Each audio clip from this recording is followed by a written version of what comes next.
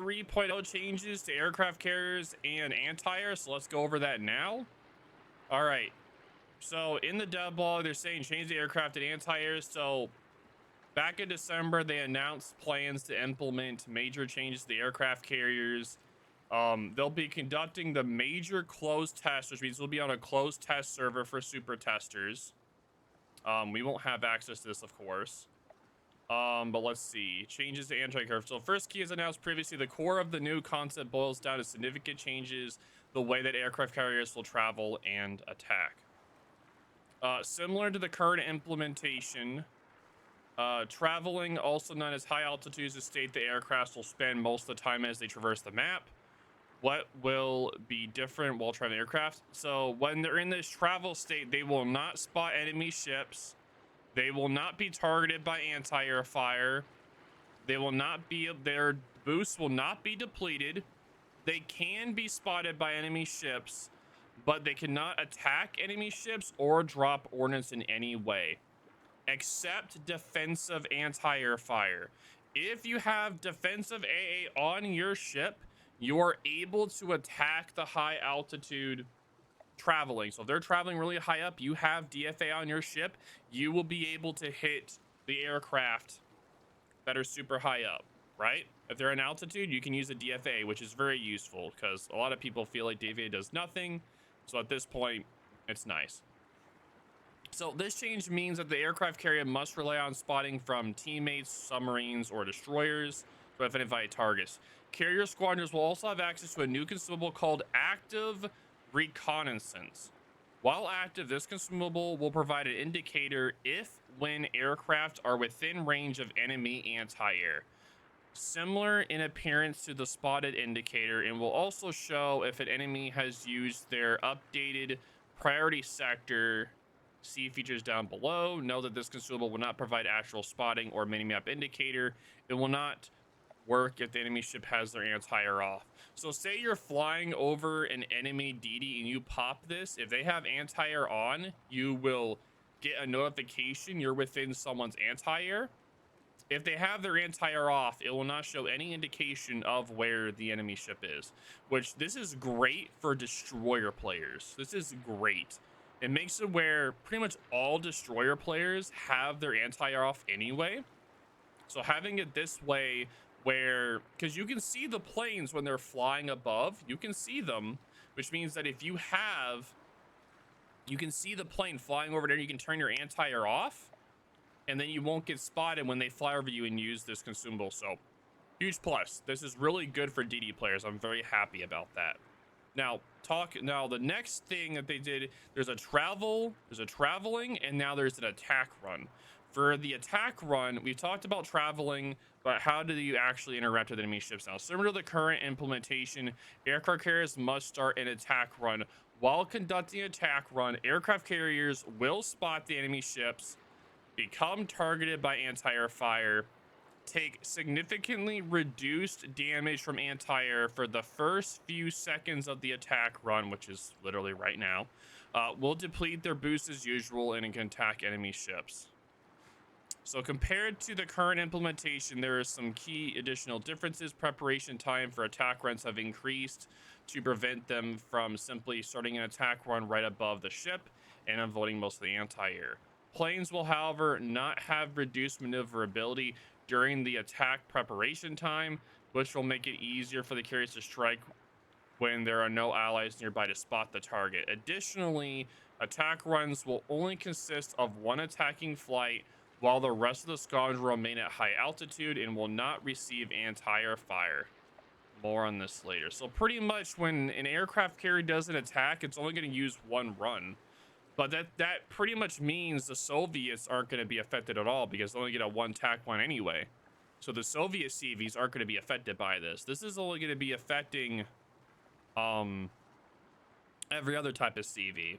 Okay. Any planes that are destroyed in the attack run will not be replaced, meaning that shooting down planes will directly reduce the damage dealt by the attack. If the entire attack flight is destroyed, the run is aborted. I like that a lot. This means that say that you're a CV, right? You have 4 planes in your attack run and you have like 8 in the high altitude. That means that if you lose 2 planes during the attack run, you only get two planes that do the attack, which makes it where you don't have like a supply of planes coming down like to do the attack. You know what I mean? This makes it where CVs have to be a lot smarter with who they target, and they can't just barge in with their planes. They have to be more strategic on who they pick, which means, I'm sorry to say this, but if you're a lone BB player and you like being solo somewhere, you're going to get destroyed. I'm sorry to say this, but if you're playing a low anti-air battleship, you're done, dude. You're done. You're literally done. If you are a lone BB player or a lone ship and you don't have good anti, you're literally done. So, yeah, you need to definitely not be a lone BB. You need to be somewhere with, like, your team, which has always been the case anyway, but this just makes it more prevalent. For secondaries, they did talk about adding secondaries. While not controlling aircraft, carriers will now be able to manually control their secondary battery. In the case of carriers with mixed secondary armaments, they will control the largest caliber guns, and they'll become the main caliber ones. While operating aircraft, all guns will be aimed and fired automatically as usual. This, I like this a lot. I like this a lot. Because you're going to see memes, dude. You're going to see memes. Aircraft carrier memes. You're going to see a lot of aircraft carrier memes. Grab Zeppelin is probably going to make a return. You're going to see more people playing that with a smokescreen comp. You may see something with some of the other German CVs, potentially, with secondaries for maiming. This also makes it where if you're being yellowed by a destroyer, yeah, you can actually fight back. So people that their whole objective is just to yellow destroy the carriers, yeah, that's done.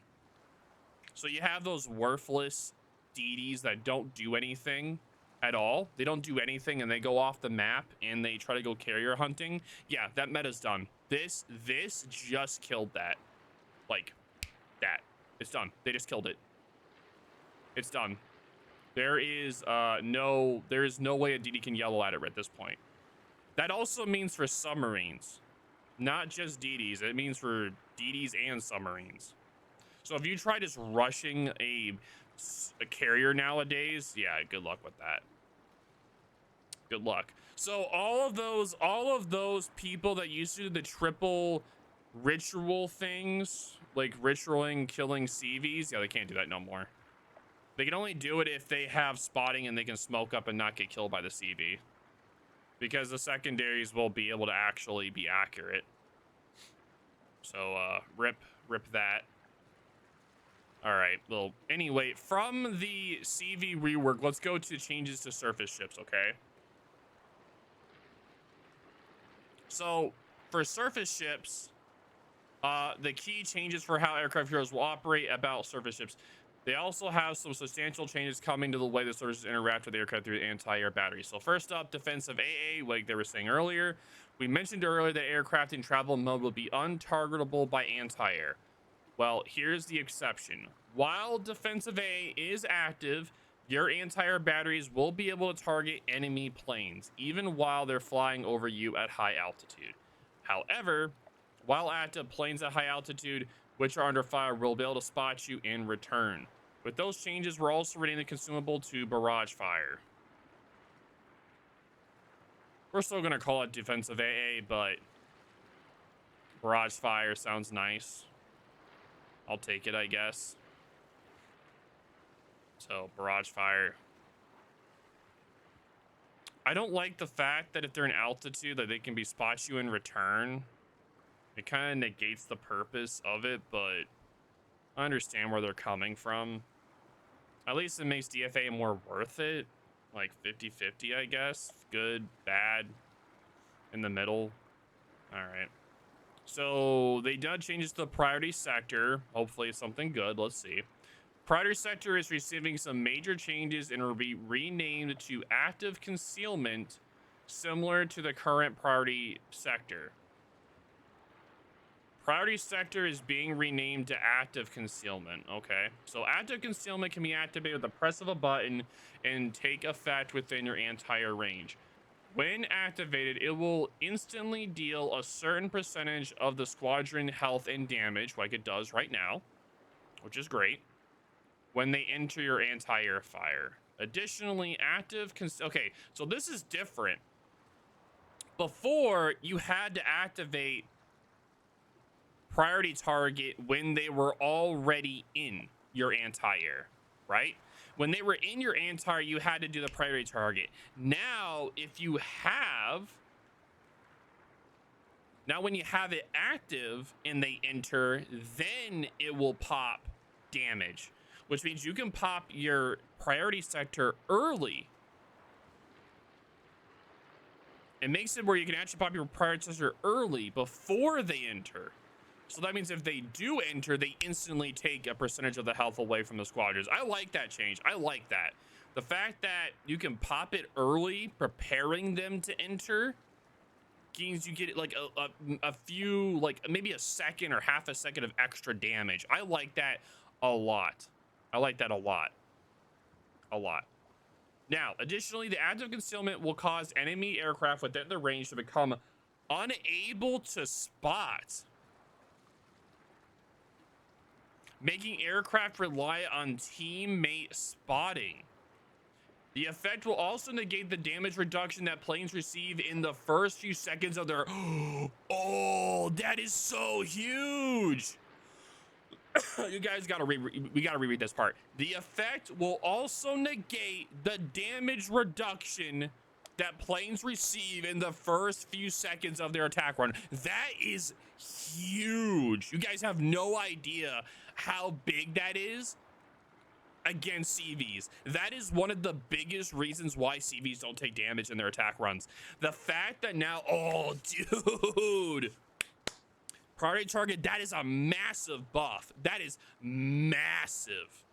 That is freaking massive. You guys have no idea how big that is. That is the main reason why CVs don't take damage, is that first few seconds of their attack run, they get a huge reduction in damage from flak and continuous anti-air. That's huge. You guys have no idea. That is massive. Now, however, it is important to note that this should be used preemptively and not reactively, as the effect will only trigger on enemy planes if they enter your anti-air while the effect is active. If the planes are already in your anti-air zone, the effect is activated. It will not block their ability to spot, will not negate the anti-reduction. Oh, see right here? So it's a huge positive, right? Huge positive, and then it's a huge, like, it's a skill thing, right? It's a huge skill thing. So it will not negate the anti-reduction. It will not apply the percentage damage to the squadrons. Good timing will be critical usage of this ability. Okay, so I'm trying to think of something real quick. The thing is that if a CV knows where you are, he could bait you to activate your, if he's in altitude mode and he's able to spot you with his reconnaissance, he could literally sit up there and wait for you to activate your priority. And then he does that and he'll wait. He could potentially wait. This could be a huge thing, and it could also be a negative thing. Because the fact is that when they're in their high altitude mode, you don't really get a notification until they drop. So you literally have to preemptively do the priority. Like, and the thing is, they can just sit up there and bait you to use the priority, the active concealment. Because you have to use the active concealment before they enter your anti-air. Before. The key word here is before. You have to have this active before they enter your anti-air. That is the key thing. Has to be before. If it's during, you don't get all those extra bonuses. Which means that if there's a CV sitting above your anti-air, like in the travel mode, right? And then they drop down before you activate your priority, you don't get the bonuses. So not having anti-air on is actually going to be massive. which sucks for secondary sips. That's gonna suck because you have to have secondaries on active. You have to have them on, so if you forget to turn them back on to fight, then it's like, yeah. A lot of people are gonna forget. That's gonna be, we'll have to see how that goes with testing. I like the first part. The second part, it's gonna be, a CV could easily abuse that mechanic, I think. The first part is great for us surface ship players, but CV players, they can easily abuse that mechanic. We'll see. We'll see how it goes with testing, but so they've done a passive increase anti-air.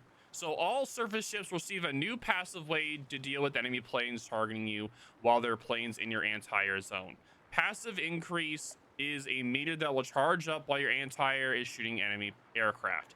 Your progress is not time limited. That means even your anti-air does not shoot enemy aircraft for a certain amount of time, progress will still stay the same and not decay. But once your progress reaches 100%, the passive increase will automatically activate and you'll receive the following perks for a short time. A bonus anti-air damage, a bonus damage caused by activate concealment, so you have a better priority sector, a reduction in active concealment cooldown.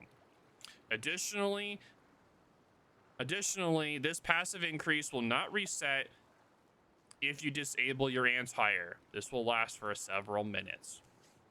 That means if your ass is getting chewed by a CV, they get punished. If they solo focus you, they get punished. That's what it means. That's actually really good. That means if you have a CV actively focusing you, they get punished. If they're consistently coming after you, which is very good. This also means that if you're shooting down any type of enemy plane, that progress goes up, by the way. That includes fighters, that includes ASW planes, and that includes the airstrikes. Not just enemy aircraft. Like not just the CV planes. That includes every type of aircraft. Pretty much if your anti-air is going off, you're getting that bonus, which is huge. That is massive. And the fact you can turn your anti-air off and you still get this bonus for several minutes is also huge. That is something that I'm glad that they actually implemented. It makes it where if you have your anti-air off, which is how you're going to want to play normally, your bonus will still keep going no matter what. So once it's full, you just get a few minute bonus of increased anti-air damage, priority sectoring, and cooldown for the concealment, so you can do your priority sector more and more and more. So they decide with an automatic activation of this feature due to the extended length of action time, as this is supposed to serve as a defensive tool. The effects of this passive mechanic should strongly disincentivize aircraft carriers from relentlessly focusing a single target. We've already introduced several other active changes for players, and we want to avoid a scenario where, for example, all players in attack path activate this simultaneously and almost instantly destroy the attack flight, as it is supposed to serve only to desensitize constant attacks from aircraft carriers over a long period of time and not as a general deterrent. And that's all for now, and that's the DevBlog. I'm very happy for this change to anti-air. The CV changes are also fine too, but there's some key things with like the priority sector that it's going to have to be heavily tested. I also like the fact that CVs can now have secondaries, which means we can do secondary memes with the CVs, which is something that I know a lot of people will be fun to do. It makes it where CVs don't have to just sit at the back of the map. There could be potentially new different builds for aircraft carriers, especially for the more tanky ones. Not the ones that are squishy, but the more tanky carriers can actually be, useful to an extent now.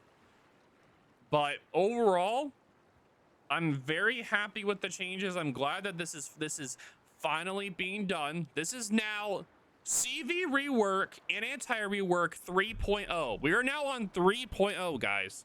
By the way, 3.0. Just making this very clear. I know they didn't say it here, but this is 3.0.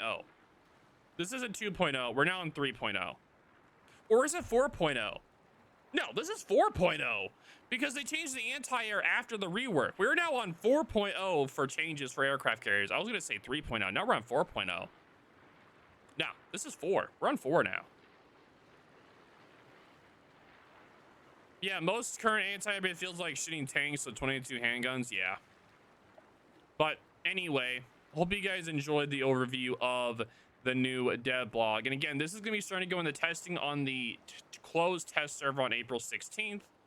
And we'll just see how that goes. And if it gets implemented, we'll see if it gets implemented. So thank you all for watching and talk to y'all later.